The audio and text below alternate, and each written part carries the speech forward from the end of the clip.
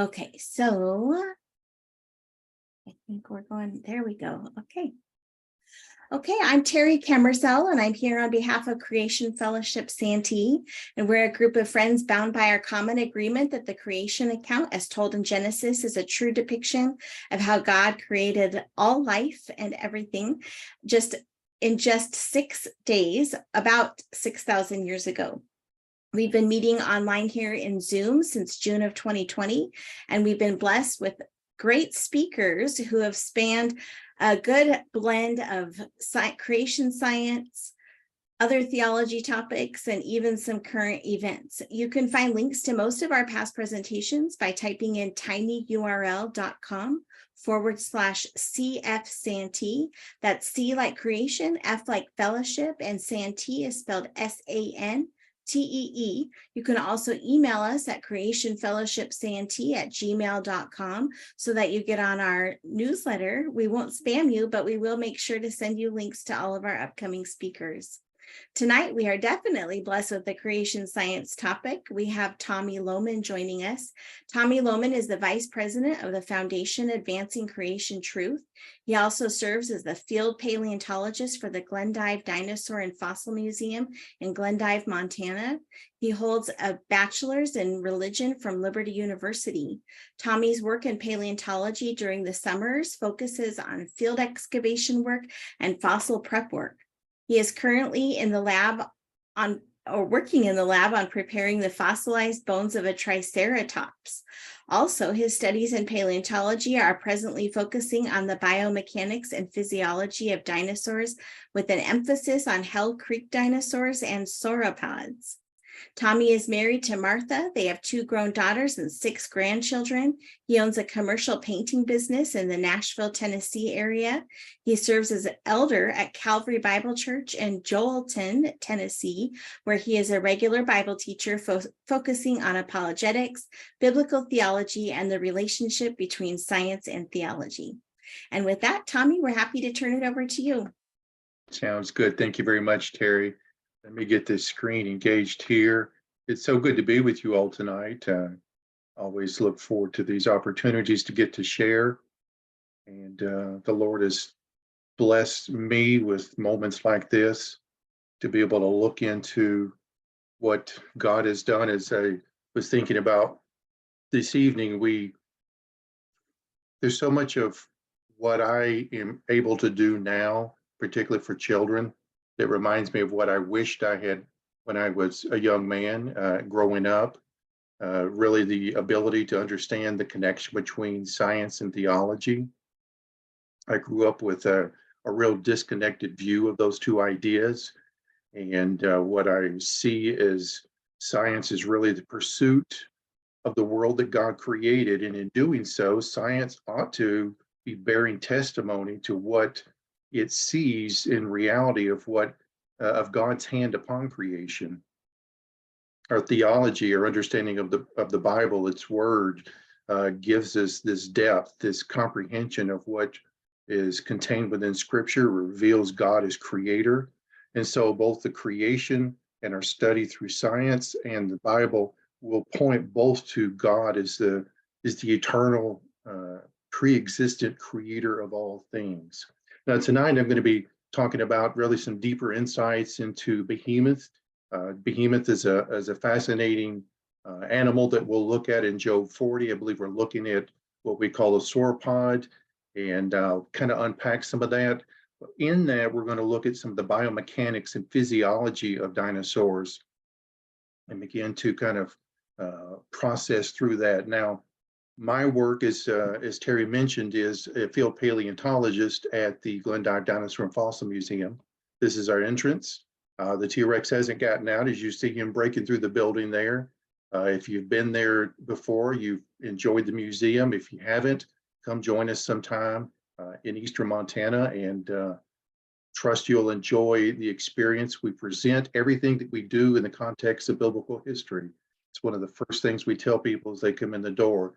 Part of it's just so they won't be surprised, but also to kind of orient their thinking and understand what basis we're doing this upon.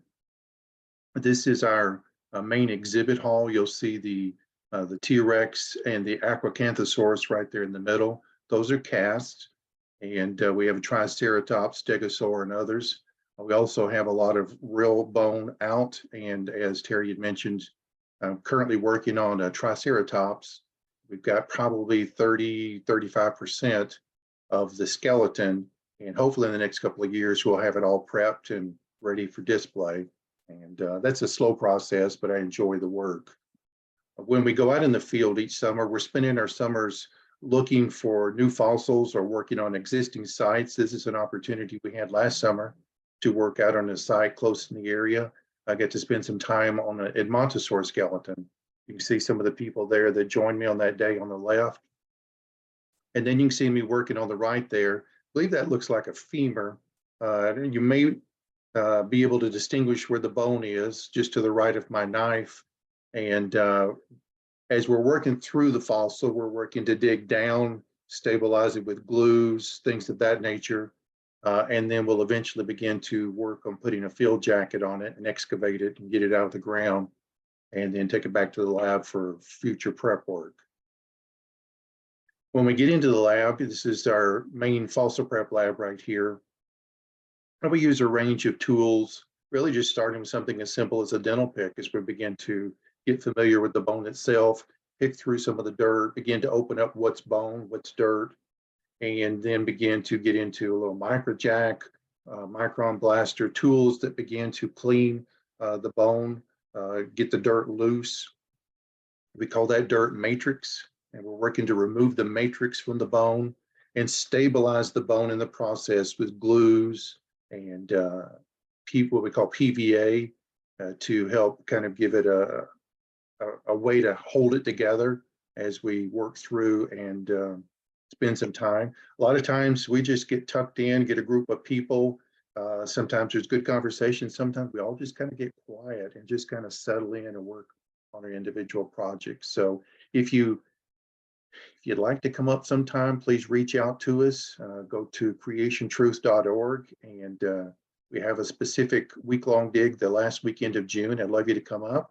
So check us out there, go to the website, and again, creationtruth.org.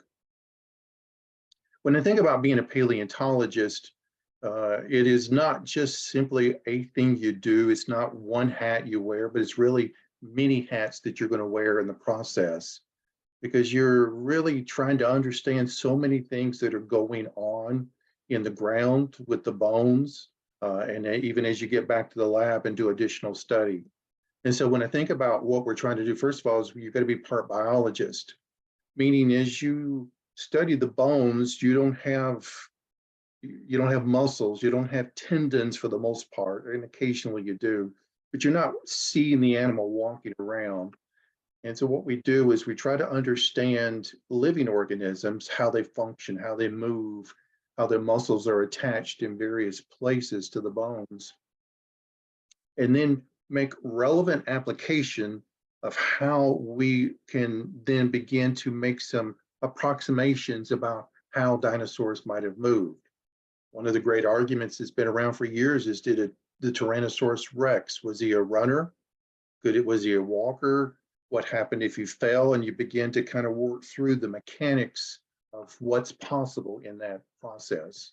You have to also have to be a little bit of a geneticist, to the extent you have to understand that the genetic information is tucked in the DNA.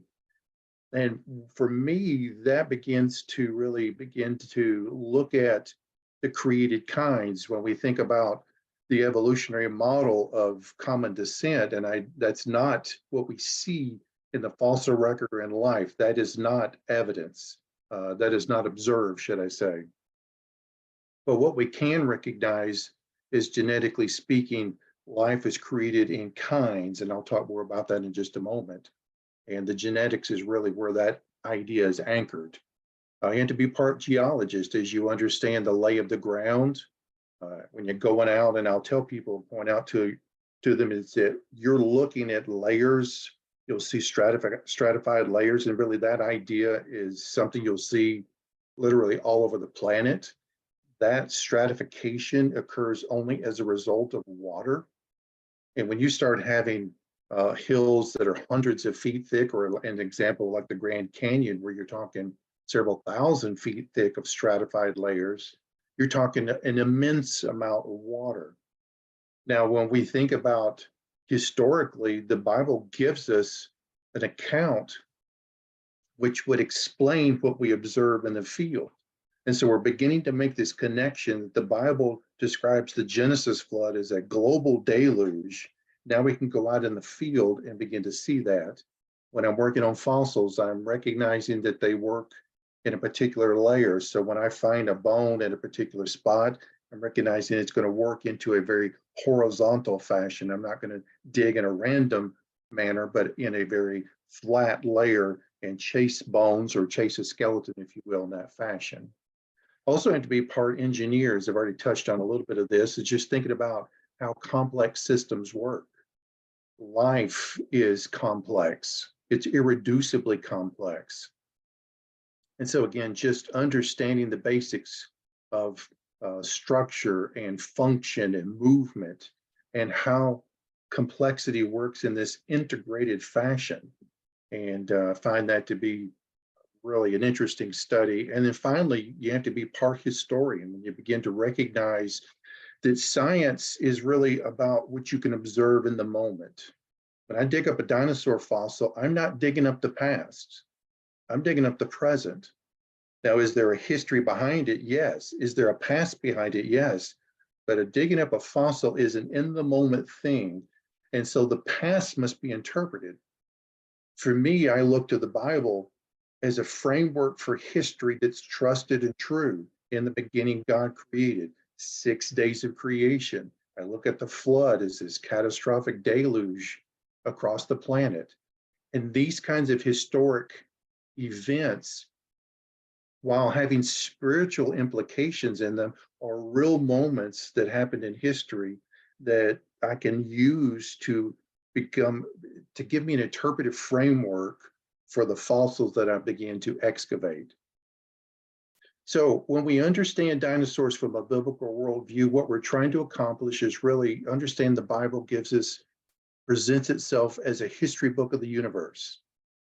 And while it is certainly more than that, it is certainly at least that. And so when we look at the Genesis 1 narrative on day 5, we see God said, let the waters bring forth abundantly the moving creature that hath life, and fowl that may fly above the earth in the open firmament. And we see this last verse, be fruitful, multiply, fill the waters in the seas, and let the fowl multiply in the earth. And here we have on day 5, the flyers and the swimmers are being created by God. And then we see this phrase, after their kind, attached to each one of them. On day 6, we see God speaking land animals into existence, or land life into existence. The living creature, the cattle, the creeping thing, the beast of the earth, each one after its kind. And this phrasing, after its kind, is quite important. It gives us an understanding of how God brought life into existence, but within boundaries. And so these boundaries are quite important. Common descent evolution, Darwinian or neo-Darwinian evolution would have us to believe that all life has sprung from a single organism and branched out in complexity, but that's not observed. So from one common kind, all kinds come, that's not observed. But what we can recognize, and this is what this created after their kind phrasing is giving us, is from each kind, only similar kinds come. And we see that dinosaurs would fall into this same category. And so just to kind of summarize that, when we think about dinosaurs, dinosaurs are land animals. Land animals were created on the 6th day of the creation week. Therefore, we would have dinosaurs being created at that time and would have existed with all other animals and would have existed with man, been alive at the time of the flood, and essentially would have not completely died out, but the fossil record would have been established at that time. There would have been certain kinds that would have been on the ark and would have subsequently gone extinct after the flood, sometimes, in some cases, several thousand years. but they would have gone extinct eventually. So when we think about this created kind, I look at the ceratopsians with the great variety of brow horns, nose horn, shape of the frill. That's important to recognize these distinctions. So as we move into really begin to press ourselves into Behemoth, what I want to look at really is to talk about some of the biomechanics and physiology of Behemoth and really dinosaurs in general. Biomechanics is just really life movement. How do animals move, and study that? And physiology is how life works. And so when we are intrigued particularly about animal movement, animals move in such an interesting range, as I just mentioned, with God creating the flyers, the swimmers, the land animals, the crawlers on days 5 and 6. Those broad categories brought in some unique function of how life would have moved: jumping, flying, swimming, hanging, crawling. And so we see that, and each has its own distinct capacities built into it by God at the creation.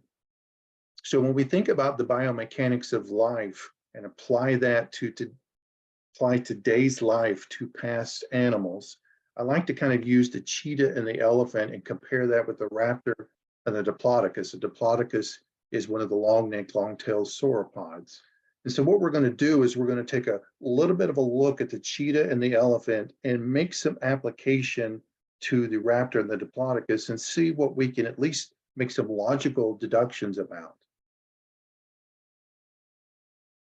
Now, when I think about the cheetah here, I enjoy watching this guy run right here. Get that music out. It's fascinating to watch, but he is able to do something that most animals cannot. And so his function, his form is built so that he can run with great straight line speed. And so we think about what enables a cheetah to run fast. Well, he overall has a fairly light body mass as opposed to a tiger. He has proportionally long, slender legs. Point out here, get my laser pointer here. So you've got fairly long legs. You see he's got a lean torso, but fairly long legs here, long feet. So this would be the metatarsal. This is his foot right here. This is the tibia and fibula right here, and the femur here. And then he's got minimal foot contact with the ground. So when his feet are running across the ground, there's not a lot of contact with the ground, which makes the engagement with the ground lighter and more fluid. And he has lean, quick twitch muscles. And we can see that just as the video I was just showing you and how he's able to run. There's an explosiveness that we can visualize as he's running. Now, the question I began to ask and make the parallel is, so when we look at a raptor, could the raptor do some of the same things? And if so, why? Can we make some applications here? Well, when I look at the overall body mass, the raptor skeleton appears to have a lighter build to it. So its skeleton is not designed to carry weight. I can go into the museum and take a raptor femur and then take a Tyrannosaurus Rex femur. And while I recognize they're quite different in their overall size, the proportions really suggest that the raptor is built for speed due to the more slender shaft that the bones have. He seems to have proportionally long, slender legs, long feet, and long feet here. This would be the metatarsal. So if I just mentioned that with the cheetah, this is his foot. This is the tibia and the fibula, and you see the femur right here. In fact, it's interesting. He has a little bit of a shorter femur proportionally and fairly long tibia, fibula, and metatarsal. And that would, again, suggest the capacity for speed. Now, can we assume lean, quick twitch muscles? Well, I don't have any muscle to really make a strong comparison, but when we look at the skeleton helps us give some limiting parameters on how much muscle mass would be present with a raptor. And so while I can't say he had quick twitch muscles, it's logical to assume he's doing the same thing and potentially as in a similar fashion than the cheetah. Can we assume a higher capacity for straight line speed than most other dinosaurs? And I think we can, even without making the observation, even without being overly hard and fast on the particular, this is what he did. I think it's logical to assume. And so when we compare the cheetah and the raptor, they seem to be doing the same thing, even though they have some very significant differences. There's some noteworthy differences. First of all, is the means of balance. The cheetah has 4 legs, and his means of balance is basically distributed through the 4 limbs, where the raptor only has 2 limbs. So what brings his balance to be? Well, this really comes out of his tail. If you notice the cheetah, his tail is fairly lean and slender. Even when he was running, he had it out, and I'm sure it provided some stability. But what's interesting about the raptor tail is it's, I don't know if you can see these more slender lines that are above and below the tail vertebra. Those are tendons, and they're really interwoven throughout all of the tail vertebra to keep it very stiff. And so it seems logical that when the raptor is moving, his tail is not doing a lot of floppy movement, but gives him a lot of basic strength. Even within the hips, you'll see how much smaller the cheetah's hip structure, the ilium here, is, because there's not as much load bearing. The load is carried amongst all 4 limbs, where the raptor's hips are a little bit more substantial because the weight, the full weight of the animal is going through the hind limbs alone. When we look at the elephant, we have a similar idea of strength and size, muscle mass, thicker bones, a more maximal foot contact with the ground. We can tell, even if we don't see the elephant moving, we recognize that it's doing something different physically, like biomechanically. And so we can make these same applications, I believe, within reason for the Diplodocus, that he's doing something similar. He's a strong animal. He's got large bones, and therefore we can logically deduce he had strong, thick muscles, because the skeleton gives us a larger parameter for larger, thicker muscles for movement. It's interesting here when we compare the elephant and the cheetah. If I were to simply say this animal has a head, a backbone, ribs, 4 limbs, and a tail, would you know which animal I was talking about? And you wouldn't, because both of them do the same, but yet they're very distinct animals. And what distinguishes them, and this is what God did during the creation week, I think this is even part of what Adam is doing. In chapter 2 of Genesis, we see Adam naming the animals. He's not simply pulling a name out of the hat, but he's actually describing what's the essence of that animal. The essence of the elephant is one of strength and power.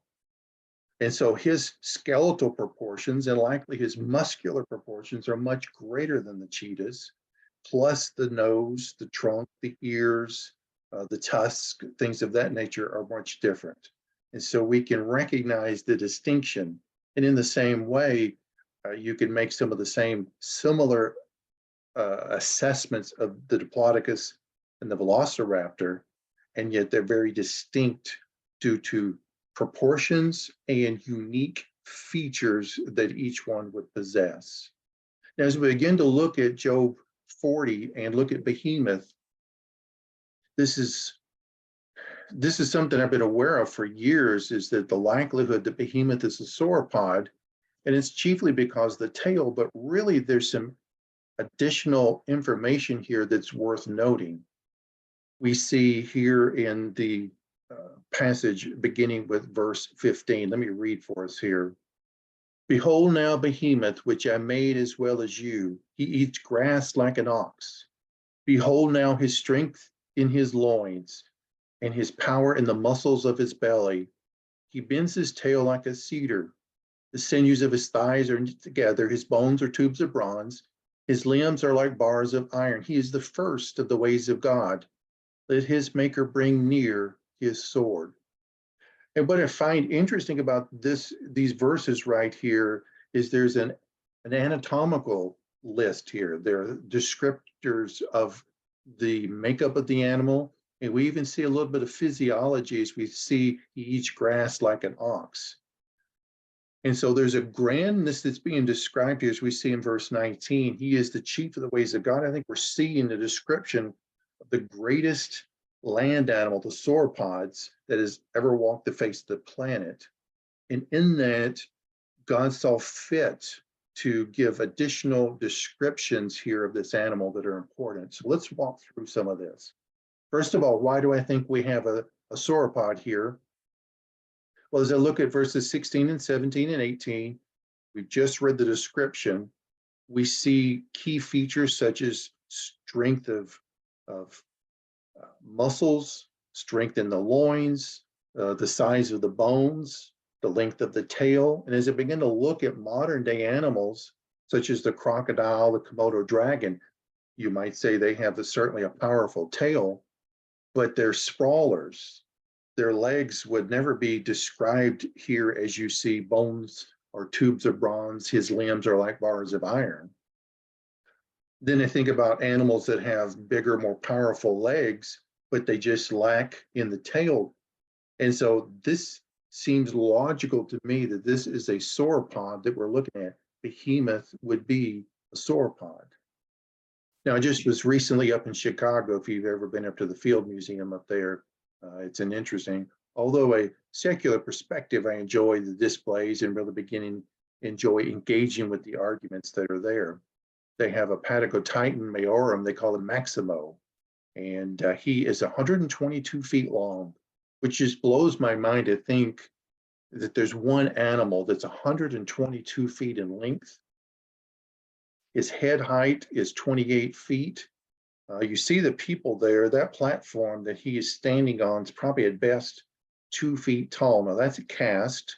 There are not any real bone in that cast, but that should be taken off real bone assessments or bones that existed and modeled after them.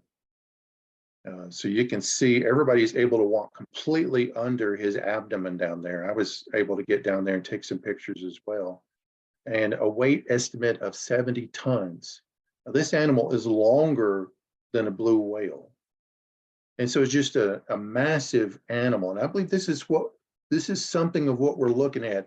I don't know if Behemoth is this type of sauropod or if he's a different species of sauropod, but I believe we're seeing this huge animal being described here. And as we begin to work through some of the key points here, verse 15 says, "Behold now Behemoth, which I made with you as well. He eats grass like an ox." This is not describing Behemoth in his chewing mechanism as being like a mammal, like an ox. This is describing the means by which of the volume of vegetation. When you think about like a cow as an example, they're always eating grass. Some of our travels out west, we get into herds of bison, and their heads are always down. They're always munching on the grass. And I believe that's what's being described here. Now, their teeth were either peg-like or spoon-shaped, which made them really ideal for biting into a bunch of vegetation and stripping it away, and then really just swallowing it down and letting the acids in the stomach just work through breaking the food down. But think of his teeth more in terms of a garden rake. So there were no grinding teeth, there were no slicing teeth. Here is a couple of drawings of a brachiosaur and a diplodocus, sorry. Now, what we have here, this is what's called the mandible. This is the lower jaw. You can see the teeth and how they set into the jaw. And this pink muscle down here, would be the muscle that would help open the mouth. So as he's reaching into a large amount of vegetation, he's going to open his mouth. And then these purple muscles that attach right here at the hinge point of the mandible and would actually run up inside the skull and anchor up in here. This would also be the area where his brain case would be. Once these muscles contract, his mouth would close. Now, the brachiosaur might have had some capacity to break down some of the food in his mouth, but very little. And the Diplodocus has really got just teeth out here on the end. And so he's not breaking food down at all. He's simply swallowing it all back and digesting it. So they would have had enormous torsos with large organs and a large digestive system to help break all that food down. They probably would have spent quite a bit of time just simply eating. It is really based upon some of the fossil evidence for plant life that's close proximity to some of the sauropods, that they would have eaten gymnosperms, which is kind of like a conifer. And I think that's interesting that you're now beginning to see one example of a living fossil here is that they're finding cones, conifers in the fossil record. And this is a fossil record that in their terms would date back in advance beyond 65, 70 million years. And we're seeing them alive today. Now, that's not a timeline I believe in. And I certainly believe that we are seeing a younger Earth perspective here. But it's interesting to see the living fossils, which is a fairly common thing. Now, I'm not going to digress into that tonight, but that's certainly, if you're interested, an area worth chasing and study. Now, as we begin to think about the dinosaur and the long, long neck and the eating, how do you keep that neck, that head up for extended amounts of time, really all the time, to begin to digest food and take in what he's got? Well, when I think about what's going on here, is you've got the forelimbs and you've got a solid chest and an anchor point and that neck sticking out in the front. Think about it like a construction crane. If you'll notice here in this construction crane, is we have a nice tall tower. This would be the forelimbs right here. And this begins to be what we call the dorsal process of the vertebra. And for a sauropod, these would occur all the way through here. But this cable here in the crane extends from this tower point all the way out to the end to give stability. Now, if this tower, just this portion, were shorter, it would actually make this strengthening capacity minimized. If it were taller, it would actually help enhance it. So there's a balance in here. If you were to add more cables, it would strengthen it. And in many respects, this is what we're seeing in the sauropods as we think about what keeps that neck out in the distance, or the head up. If I were to just simply stick my arm out, the muscle in my shoulder is keeping my arm up. But that's not what is happening here with the dinosaur. They have multiple cervical vertebrae that are designed to carry load, and across the top, there would be a tendon that would help, or a ligament, should I say, that would help carry the load. This is a Diplodocus, and this is the cast. This is the Carnegie Diplodocus models in Utah. Now, I've drawn the yellow and the red lines because Diplodocus means double beamed, and along the neck and even through the torso, instead of having just one process that sticks up in the back, they've got two. And so these two processes sticking up would be the bridge point at which these tendons would flow all the way across, bridging from one to the next, giving some rigid stability. So the muscles are still working here, but they're not the sole means of carrying the load and capacity. Here's a cross section of the neck, and you'll see here where the supraspinal ligaments would actually attach at the top. Here's a side view. I've got the green highlighted, and these ligaments would run across And this helps keep the head up. You also see cavities here, the diverticula, where there would be empty spaces within the neck vertebra as well. So we're lightening the load and we're creating a means of which a system would help functionally, structurally keep the neck up throughout. We see this in horses where the horse neck has good, strong muscles, but there are neck ligaments that help bridge each vertebra back to the shoulder to help anchor and keep its head up throughout its life.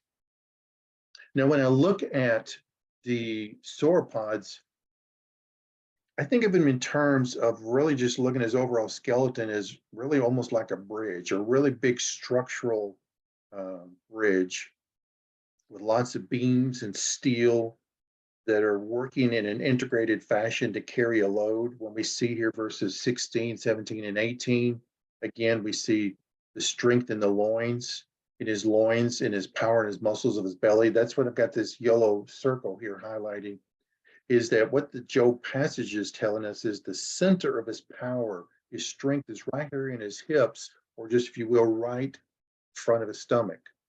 Now, what's interesting and what modern paleontology has discovered is that for the sauropod, the center point of mass, so if you just divide the mass in half of a sauropod, the center of that is just in front of the hips and the belly. And so modern paleontology has affirmed what Job 40 is telling us. The strength of this animal is sitting right here at this place. He bends his tail like a cedar. The tail needs a good anchor point. The hips give him that. The sinews of his thighs are knit together. This is talking about the muscles.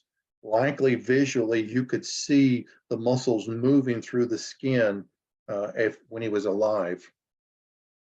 And his bones are tubes of bronze. His limbs are like bars of iron. And so this is, if you will, a poetic way of recognizing the strength in these legs. The femur, which is this upper leg bone right here, on some of the bigger sauropods can be 8, 9 feet in length. Just one bone, which is just amazing to think about. Now, when I think about this structure, this is what I see here from a bridge standpoint, is the columns, the legs become the columns, the middle blue horizontal band is the bridge, and then the two on either side tie in, if you will, into the ground so that we could drive across. And that begins to kind of give us a really solid framework. I would imagine that between the hind limbs and the forelimbs, including the legs, the torso, the backbone, I would easily say 80% of the weight of this animal is right there in the middle. Now, when we think about on the sauropod, the head and the neck, or the tail and the neck are hanging out, and that's in structural terms, that's called a cantilever. When you look at a tyrannosaur, its hip point becomes that center point, that fulcrum where the tail is going to cantilever off the back and the torso and head are going to cantilever off the front. And so to some degree, they provide a counterbalance for one another. Now, the tyrannosaur is a very powerful animal, and running right through his hips, right here, this femur, all the way through his tibia and fibula, and down into his foot right here. He's got a lot of power. In fact, it's interesting. The foot has 3 bones that really integrate themselves together, because the tendency with weight is to cause it to splay out.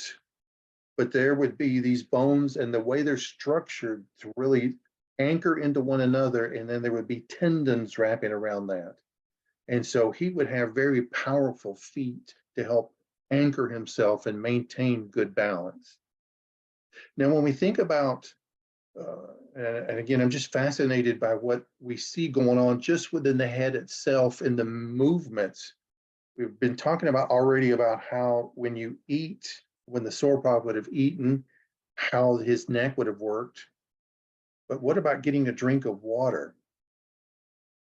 You know, you've got some dinosaurs like the brachiosaurs who are a little bit more elevated in the front. Their heads can be 40, 50 feet up in the air, and they've got to take that head all the way down to the ground just to get a drink of water. If they don't have systems built in, if God did not design something for them, they would be blacking out. If their head's up high and they drop it down low and there's no system in place, the blood's going to rush to the head, or vice versa. If they lift their head too quickly, like you know how we can do, we get lightheaded when we do that, then all the blood would rush out of the head. So surely God has implemented certain things into sauropods to help mitigate this shift in blood pressure. I was intrigued. One is you think about really just needing a big, strong, powerful heart. Now, I'm not aware to date that a sauropod, fossilized sauropod heart has been found. I believe there has been a couple in some duckbill dinosaurs, fossilized hearts have been found. But I begin to think, if sauropods in size are comparable to blue whales, then what would a blue whale's heart look like? And is that something that we might be looking at here? And I think it's reasonable. This is an actual blue whale heart. A blue whale beached itself several years ago. Marine biologists came and extracted some of the organs, ran this through some chemical processes, and this is on display now. And you begin to see the size that you've got here, 440 pounds, pumps 58 gallons of blood every beat. And so I can see the sauropod needing a heart of this size, but this doesn't completely take care of this shift in blood pressure as he raises or lowers his head. And so it seems logical that the giraffe may give us some insights because of how they have to do the same thing. Giraffes have valves in their neck and particularly at the base of their skull. And they also have very tight skin around their lower legs that helps restrict these rapid shifts in blood flow so that it can literally raise its head up and drop its head back down for water and exist and function just fine. These are necessary for this animal to exist, and they would have been necessary for Behemoth to simply get a drink of water. Now, as we look at the tail, and it says here in Job 40, 16 through 18 again, we see he bends his tail like a cedar. That's an interesting phrasing as you begin to think about the early days of dinosaurs. They were seen as very reptilian, lizard-like. And so they were drawn as tail draggers. You see Charles Knight, one of the early paleo artists, who had many drawings, some of you are probably familiar with, and so often he would have the tails dragging the ground. I remember even as a little boy seeing some of the pictures from some of my old dinosaur books and seeing this very sluggish, lizard-like, and in many respects, how paleontologists view dinosaurs has undergone quite a renaissance in the past 30, 40 years, and they see them as much more active animals. In the early days, and I still look at these drawings and these sketches, and I think how impractical this looks.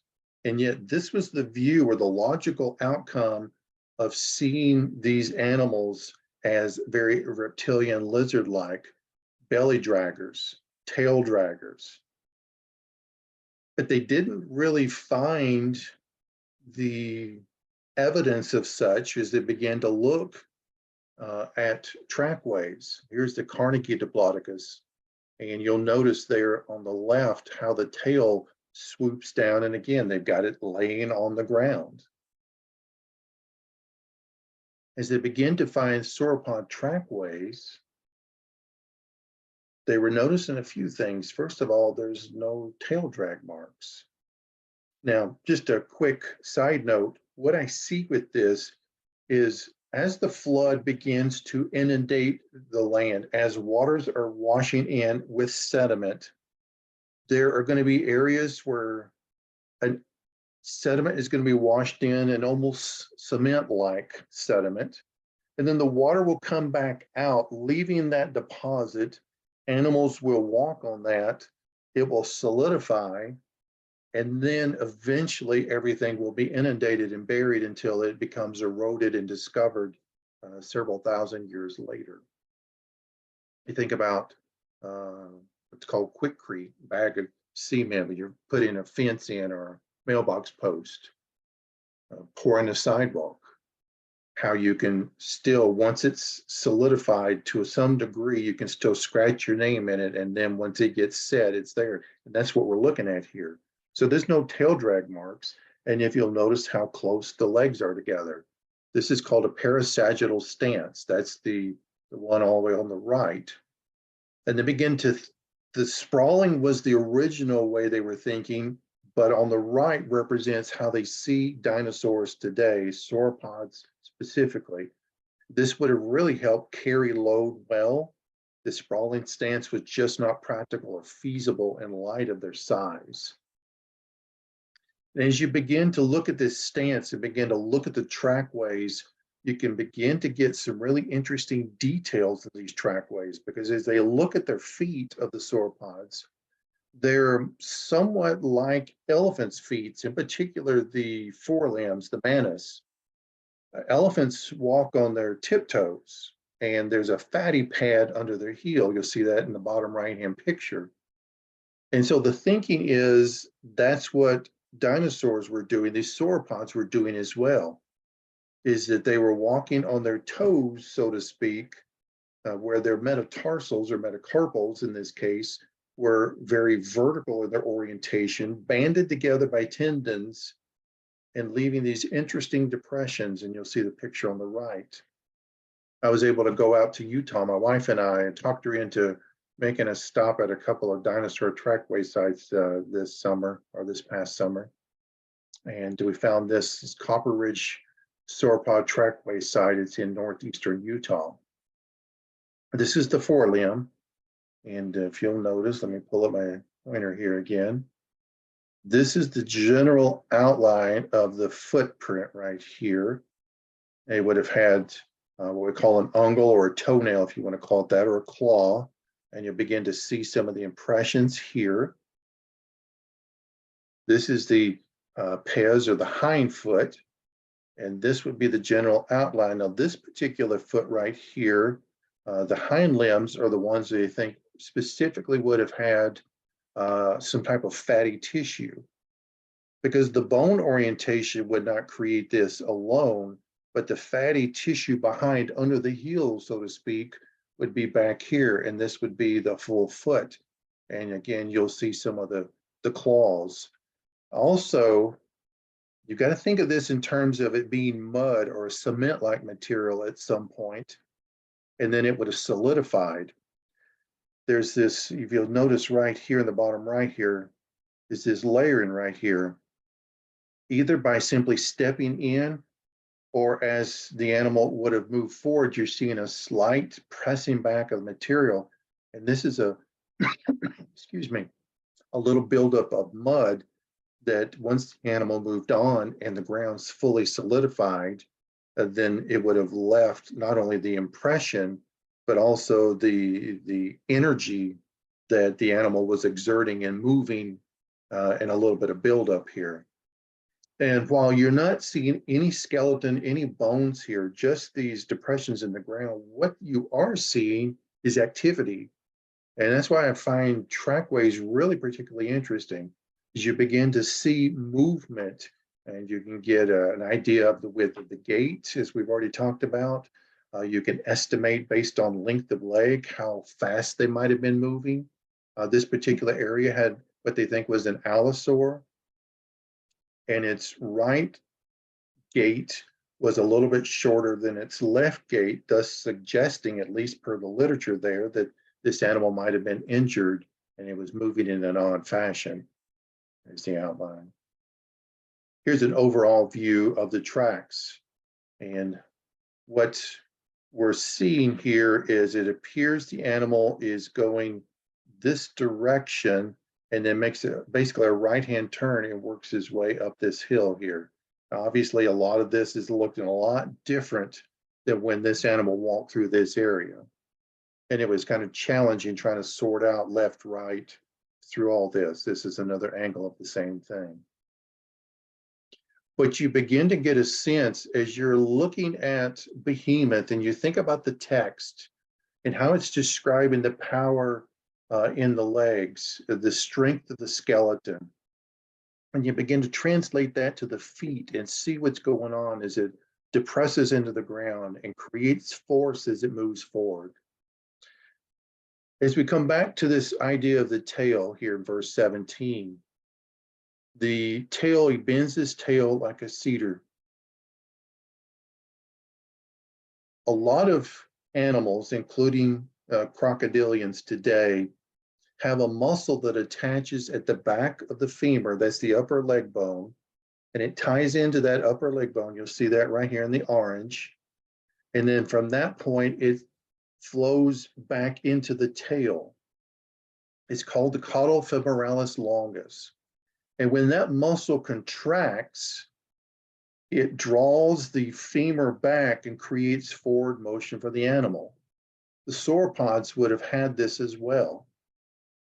Now, what's interesting here, as you begin to think, the text is telling us that the sauropod, the behemoth, should I say, moved his tail like a cedar.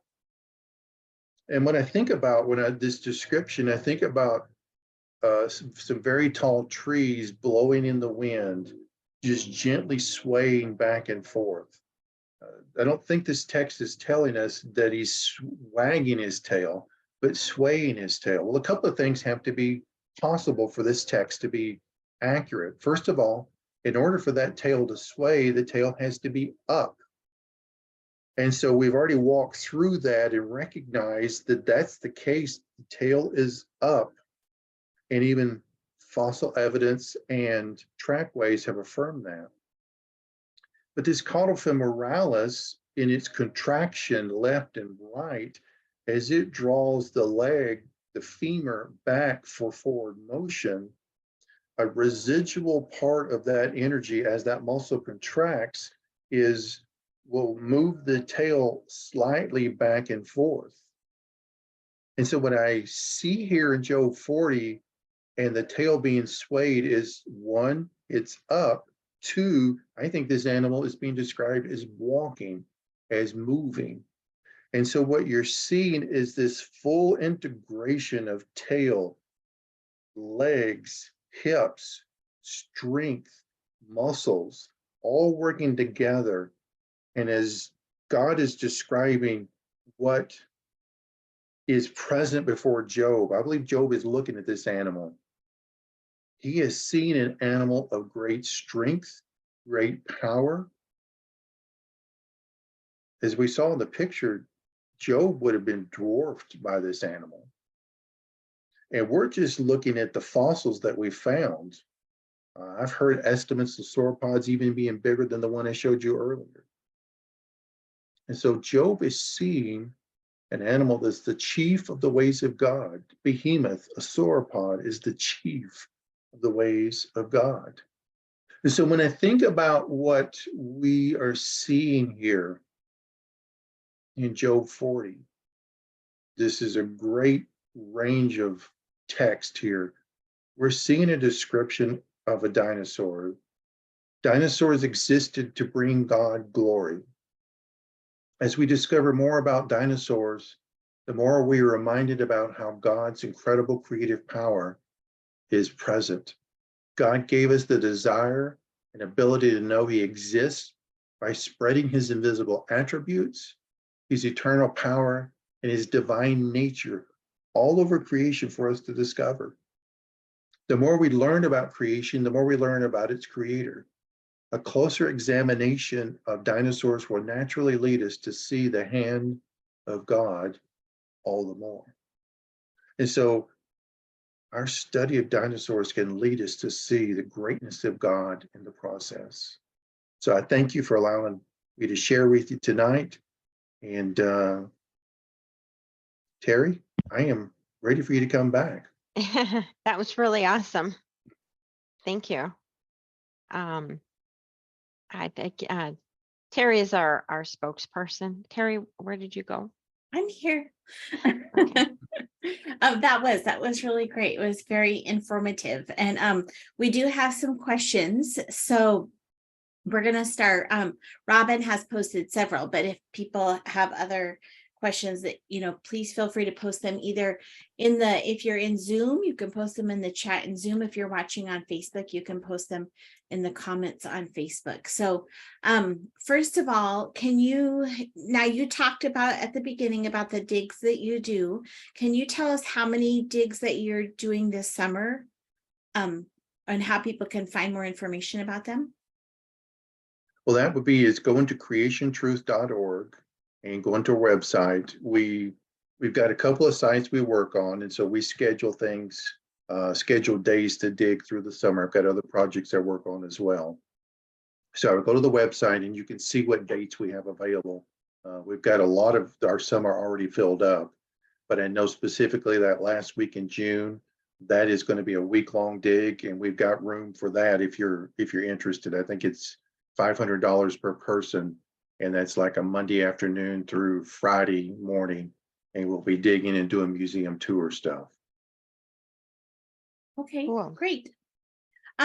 Next, what is your opinion of how they draw the T-Rex? Does the bone structure allow for the artistic depiction of a T-Rex? Boy, that's an interesting question. When you think about when you get into the Jurassic Park and Jurassic World movies, they're trying to create a character. And so there could be certain embellishments of soft tissue. In general, dinosaurs, there's been a great argument as to how particular how the muscles and the skeletons work together. And so how can you make that look realistic? And you've got to take some creative license, an artistic license there to kind of explain that, because there's so much that could be present on these animals that we don't know about. I would say in general, I think it's a reasonable depiction of what we see typically with the Tyrannosaur and really all dinosaurs. I think they're working to be as accurate as possible. I was just wondering if that was my question, because he looks so fierce, but if all you see are bones, he may not have. So do they have anything they're basing this depiction on? Have we seen a complete head or anything like that? Yes. There are, I want to say 11, but there may be more than that, fairly complete skulls. We've got one in our museum. We've got a cast of one called Stan in our museum. And so you've got the full size skull. You know how big it is. You know where the teeth are. You know how big the openings are for the eyes, eye sockets, nasal cavities, things of that nature. You can get a sense of where the muscles, because fossilized bones are going to have a little bit of scarring where soft tissue tendons were once attached. And while that may not give you exactly how big that muscle might have been, you can get a general idea of how they were attached and where they might have tied to. That's why we study modern animals to see what they're doing and then try to make relevant and appropriate application to the extinct animals. That was very helpful. Thank you. Yeah. So then Robin's next question is, if the raptor was more like the cheetah, could the T-Rex be quick like that too? Well, that's certainly been a big debate really for years, is the T-Rex with his size, what was he capable of doing? Could he run like we see in Jurassic Park? Was he just a fast walker?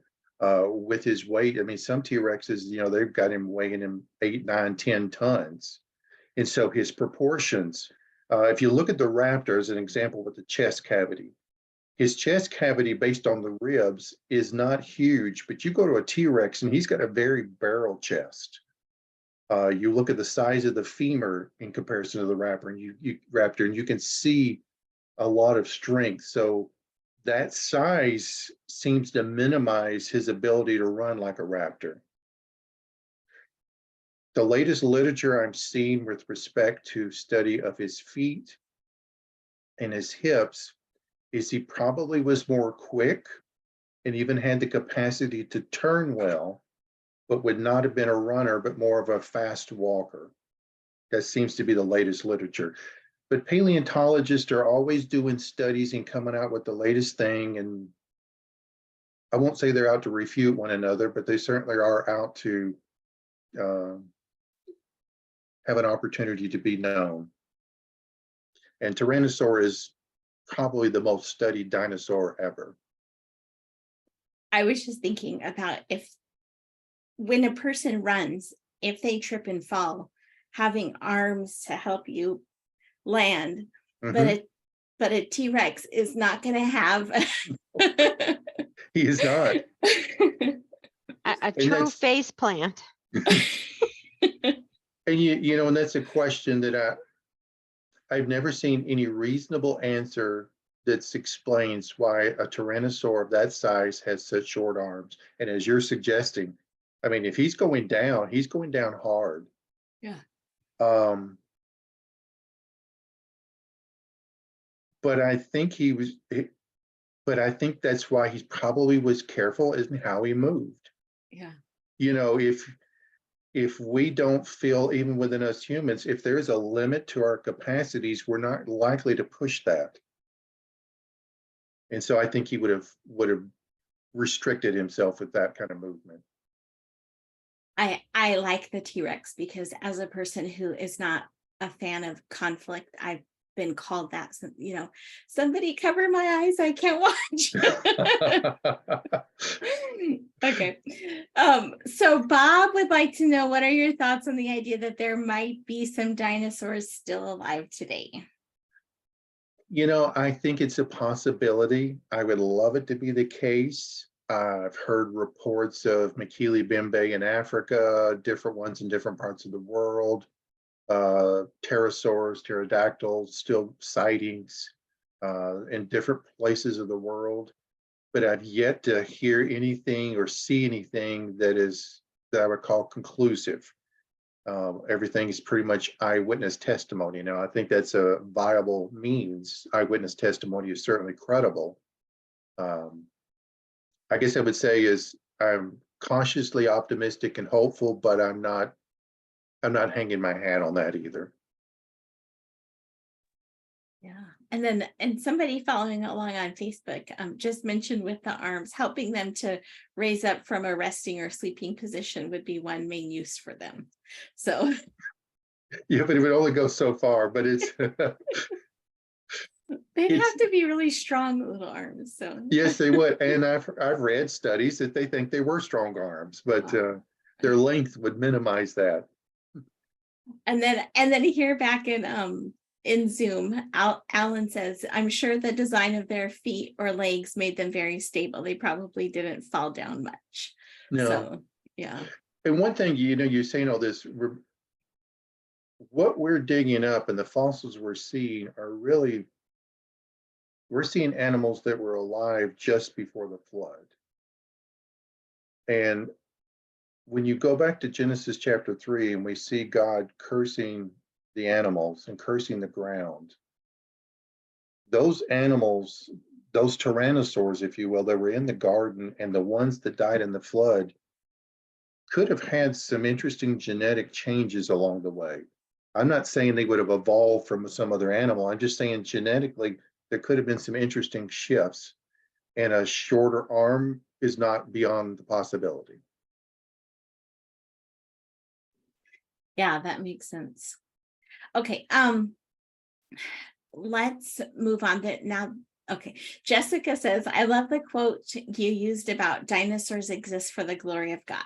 She says, thank you for studying, researching, and digging so that we can enjoy and get a glimpse of God's creativity and intelligence. And she'd like to know, at what age did you know that you wanted to study paleontology? Yeah, it's an interesting journey. Thank you for asking. I was like a lot of little boys and girls. As a child, I was fascinated with them. I was raised in church, but I was raised in a time when people weren't doing science in church. There was no integration there. So I've told people, I went to church and never heard anything scientific, never heard dinosaurs mentioned. And I would go to school and never heard anything theological, never heard anything about God. So there was a real disconnect. And I remember asking my pastor at the time, I was 17, if he could help me kind of figure that out, because what I was recognizing, I was battling with two different worldviews as I was beginning to merge the two together. And I recognized inconsistency, and he didn't have an answer for me. And I think I did what a lot of people wound up doing, is you begin to look at the Bible, you assume scientists are just giving you the facts. And we just don't really understand the Bible, and therefore it probably didn't mean 6 literal days, so on and so forth. And it wasn't until Jurassic Park came out in 1993 that I began to ask the questions again. I wasn't satisfied with the answers I had gotten as a teenager, and I began to recognize the importance of integrating these two ideas here. So the Lord brought me back to paleontology really about 15 years ago. And so I don't have a history of education in it. I am a field paleontologist, but I am enjoying studying and really getting to do much like what we're doing tonight, is to get to share with people and encourage and exhort and tell them God's word is true, and you can study and enjoy science at the same time. And sometimes I don't know if it's what I say or that I'm able to say it with some level of conviction and let people who had kind of thought that, kind of felt that, but weren't really confident, and then kind of give them that push to say, yes, you can do both, think both, but just be sure you understand the word of God is the authority over science. I hope I answered her question well. No, I think you did a good job. And in fact, she had posted a second question, which was, did you ever believe in evolution before creation? So you covered it all. So Okay, good job. Next question comes from Bob. I've heard arguments that T-Rex was a vegetarian and not carnivorous. Which post-flood dinosaurs do you believe were carnivores, if any? I think typically when we look at dinosaurs, we think about in terms of Genesis chapter 1, verse 30, I think it is, where it says he's given all the green herbs, plants, vegetables to all of life to eat. And so the tyrannosaurs, any animal that we would look at its teeth today and say, okay, you likely ate meat, he was eating vegetables in the garden before the fall. When Adam and Eve sinned, the world began to change. God cursed the ground, curses the animals. And I believe it's at least logical that animals might have begun to violate that condition that God had placed upon them. As far as what animals, was it what dinosaurs ate meat after the flood? We have a thing at the museum where we ask, can you tell when an animal ate by looking at its teeth? So we've got a fruit bat and a Chinese water deer. Chinese water deer's they have fangs that are like 3 inches long. I mean, they look like they would rip your hide off, and yet they eat plants. The fruit bat eats fruit. And so what we recognize is we can't really know what an animal ate unless we've seen it alive eating. Now, do I think Tyrannosaurus Rex ate meat? Well, that seems logical based on the teeth, but I don't know. So to try to answer the question becomes more challenging. Didn't I they would say, find green stuff in their teeth?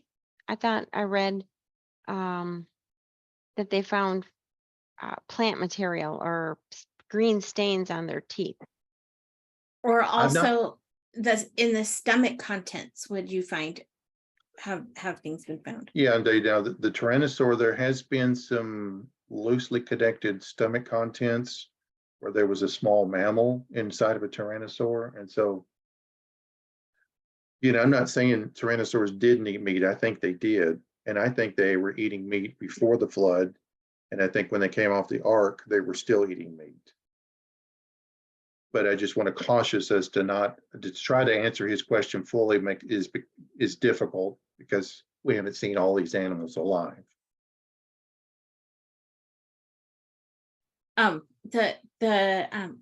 Kyle who's been posting comments on Facebook says cololites stomach contents show the diets of many dinosaurs. So That's coprolite. okay. Another question. Oh, Julie, it's not so much a question, but just a comment. Julie here in Zoom says, I am in 6th grade and really enjoy your presentation. It was very interesting and I'm so happy to hear about dinosaurs in the Bible. I really want to be a paleontologist and go on one of your digs.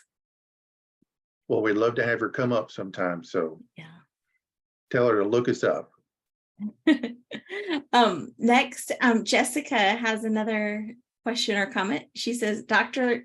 Lyle, Jason Lyle's been one of our speakers before, makes note that for the animals with sharp teeth that eat plants and vegetables only, some vegetables and fruits have tough exteriors, which would require sharp teeth. Yeah, I can see that. That makes sense. And Joyce pointed out that chickens will eat mice. Chickens will eat chicken too. So I'm sure chickens can be quite creative that way. I the only chickens I study are on my plate. The fried kind. The fried kind, correct. I love fried chicken. But I would think that the T-Rex his mouth would be perfect for eating a big watermelon. I mean, I love watermelon so much that I kind of wish that I could just eat the watermelon whole. But so I don't know. I guess maybe I've seen some depictions of him eating the watermelons too. But you think that he was a meat eater?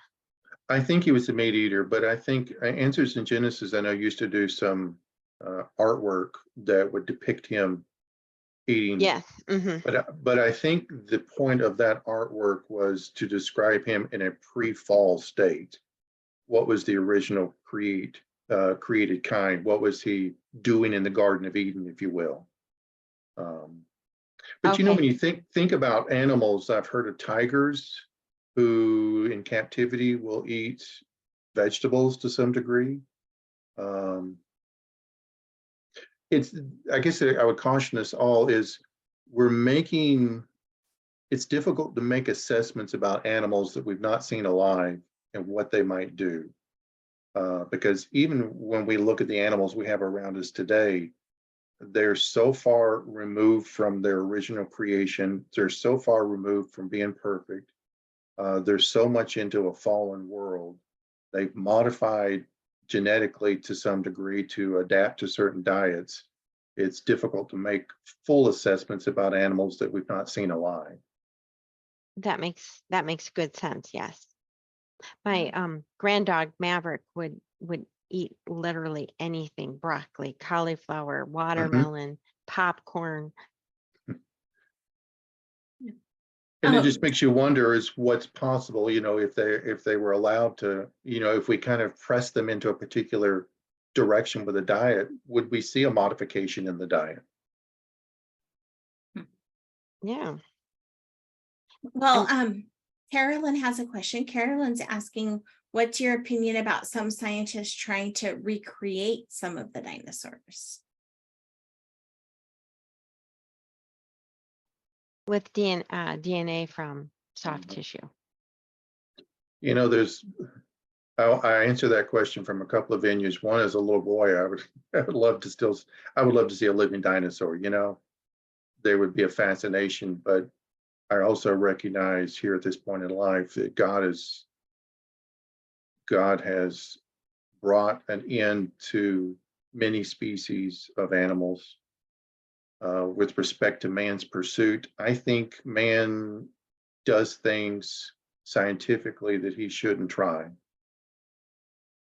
I think man is pursuing things that were not meant for him to try to grab a hold of.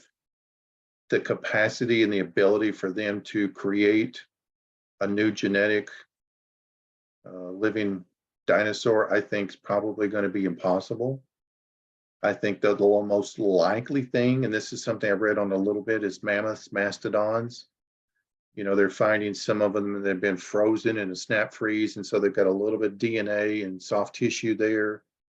And then they're thinking maybe we can take a modern elephant and produce an offspring. But from what I read on that, even the DNA is quite different even within that. So I think it would be a very difficult task to do that even for a mammoth or a mastodon, but that doesn't mean that's going to stop them from trying. Of course not. And we sometimes touch on topics like that, like when we had Alex Newman come on and talk about transhumanism. Oh yeah. So, you know, a lot of things about we talk about the consequences of evolutionary thinking and how man thinks that he can outdo God. So that would Well, one of fall the things into that. we do, I think we can safely say, is we're seeing fallen humanity work to distort the created order. Yeah. And I believe in some way that was going on in Genesis 6 at the fall, is we are seeing the Nephilim and the sons of God, and, you know, we're seeing a distortion of the created order, and we're seeing that coming with all these things going on right now. Yeah. Okay, we have one go last ahead. question here on Zoom, and then we're going to go ahead and wrap up our public streaming, our live stream. Michelle is asking, what dinosaurs are most likely candidates for Leviathan?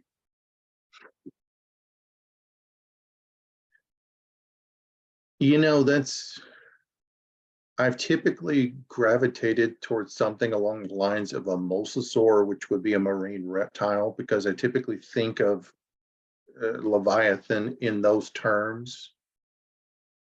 It's interesting, as much anatomical description as we get that we can kind of, I think, sink our teeth into with Behemoth, we don't really get that with Leviathan. We see it described in some very general terms about its thick hide or its ability to breathe fire.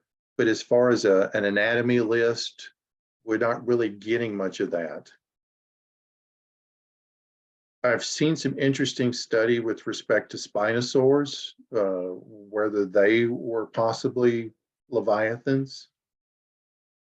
I do think whatever creature it was, I do believe it had the capacity to breathe fire. And certainly, like the bombardier beetle gives us a modern day example, that's certainly a possibility. That's not an irrational pursuit. I've seen some possibilities of some of the larger crocodilians. I believe what we're looking at is an animal that either was full-time aquatic or semi-aquatic, and would have been known by people to stay away from certain regions, that he would have had a viciousness about him. Much like Behemoth is an imposing figure that brings glory to God and is a demonstration of his power, Leviathan, I think, is doing the same thing. So I wish I could give you a better answer than that, but that's kind of where I land. And being aquatic means that it wouldn't have been a dinosaur, right? It was some other type of an animal. Yeah.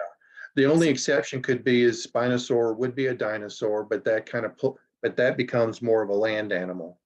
But it seems like every 2 years they're doing something different with Spinosaurs anyway. So. All right. Well, Tommy, this has been so interesting, and we really have appreciated you. Please tell people one more time how they can find you, how they can support your ministry, how they can sign up for a dig. Well, go to creationtruth.org, and there's a tab at the top that says digs, and there should be some contact information, a form with some dates, creationtruth.org, and check it out. And that's the best way to go about getting a hold of me, and we'll be glad to, whether it's this summer or in the future. We do groups, church groups, youth groups. So if you want to do something more than just a single day thing, or you can just call the museum, Glendive Dinosaur and Fossil Museum in Glendive, Montana. I want to do the number off the top of my head. I think it's 406-377-3228, but check it out. Okay. But And I did put a link in the comments on Facebook, and Robin posted a link here in the chat on Zoom so people can have the link to go to. Okay. And of course, we're Creation Fellowship Santee, and you can find links to most of our past presentations by typing in tinyurl.com/CF Santee. That's C like creation, F like fellowship. Santee is SANTEE.